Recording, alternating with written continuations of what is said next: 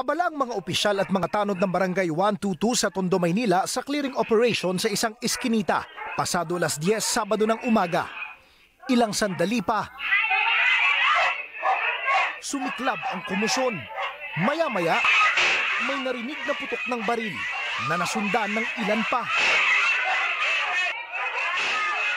Ayon sa mga nakakita, ang chairman ng barangay ang nagpaputok ng baril. Nagpulasan ang mga residente at opisyal.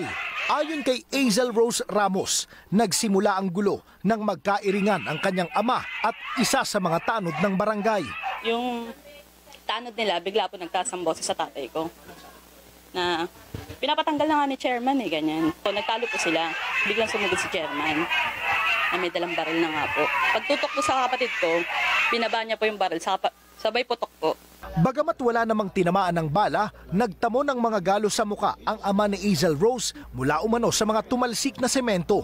Dito mismo sa lugar na ito isinagawa yung clearing operation at nung matapos na nga yung komosyon, ayon doon sa mga nakausap nating residente ay nakarinig sila ng 3 magkakasunod na putok ng baril hanggang sa bumungad na nga ito mga tama ng bala dito sa mismong eskinita. 4 na basyo ng kalibre 45 baril ang nakuha sa lugar. Nagulat po lahat ng tao, mga bata po dyan sa labas. Biglang putok po, delikado po.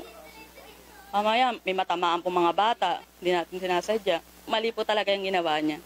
Dapat po, pumagit na siya, inawat niya yung tanod niya at kinausap niya yung residential niya dito. Matapos ang insidente, agad na aresto ang barangay chairman. Hawak na siya ngayon ng Manila Police District at maharap sa reklamong grave threat at indiscriminate discharge of firearm. Nakadetine rin sa MPD ang ama ni Hazel Rose matapos sampahan ng kontrareklamong direct assault to a person in authority ng kampo ng barangay chairman.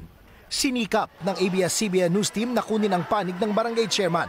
Pero ayon sa kanyang abogado, sa korte na siya magpapaliwanag. Jesse Cruz, ABS-CBN News.